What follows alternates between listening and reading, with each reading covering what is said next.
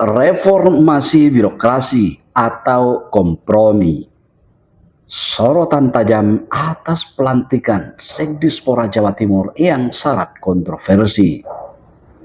Slogan reformasi birokrasi di lingkungan pemerintah Provinsi Jawa Timur kini tengah diuji konsistensinya. Penunjukan DRA Fitri Rahmawati sebagai Sekretaris Dinas Pemuda dan Olahraga Jawa Timur menuai gelombang kritik dan sorotan tajam dari banyak pihak. Keputusan Badan Pertimbangan Jabatan dan Kepangkatan serta Badan Kepegawaian Daerah Jawa Timur dinilai telah mengabaikan aspek integritas, mengabaikan aspek profesionalitas, dan jejak rekam.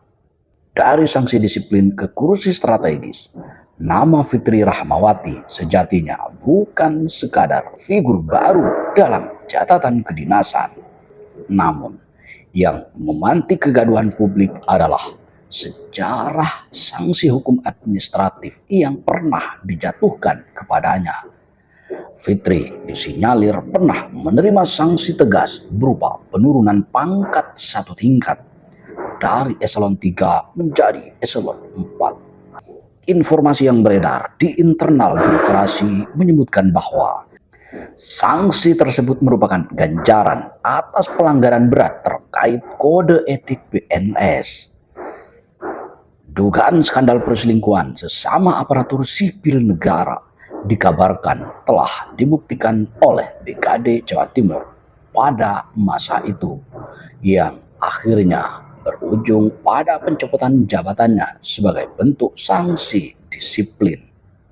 Yang menjadi pertanyaan besar untuk Baperjakat dan BKD adalah loncatan karir Fitri yang kini menduduki kursi definitif eselon 3 sebagai Sekdispora Jatim di bawah kepemimpinan Kadispora Hadi Wawan dianggap sebagai anomali. Publik mempertanyakan bagaimana mungkin seorang ASN dengan rekam jejak sanksi moral dan disiplin berat bisa kembali mendapatkan karpet merah menuju posisi strategis. Kekecewaan warga Jawa Timur bukan tanpa dasar. Ada kesan bahwa Baperjakat dan BKD sengaja menutup mata terhadap rapor merah masa lalu yang bersangkutan.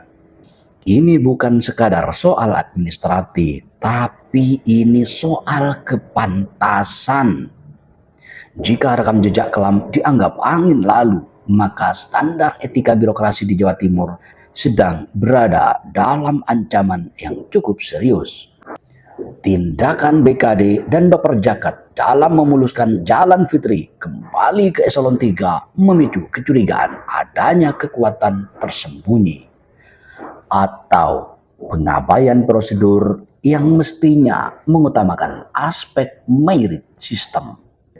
Hingga saat ini, publik masih menunggu penjelasan resmi mengenai dasar penilaian. Apa parameter yang digunakan untuk memulihkan status kepangkatan seseorang dengan rekam jejak sanksi etik berat? Yang kedua, dari sisi aspek integritas, mengapa faktor moralitas tidak menjadi variabel utama dalam pengisian jabatan sekretaris dinas? Lalu yang ketiga, dari sisi akuntabilitas, apakah penunjukan ini telah melewati kajian mendalam terkait dampak psikologis terhadap integritas ASN lainnya di Jawa Timur? Kasus ini menjadi ujian bagi komitmen Pemprov Jawa Timur dalam menciptakan pemerintahan yang bersih. Jika promosi jabatan hanya dipandang sebagai rotasi angka tanpa mempedulikan integritas moral, maka kepercayaan publik terhadap institusi BKD dan Baperjakat akan terus tergerus. Narasi ini menonjolkan kontradiksi antara sanksi masa lalu dengan jabatan masa kini. Dengan menggunakan diksi seperti karpet merah dan anomali, publik Jawa Timur diajak untuk melihat bahwa ada sesuatu yang tidak wajar dalam proses pengambilan keputusan di level pengambil kebijakan Pemprov Jawa Timur. Sampai ketemu pada acara aksi gerakan moral untuk menuntut integritas BKD dan Baperjakat Jawa Timur. Salam olahraga.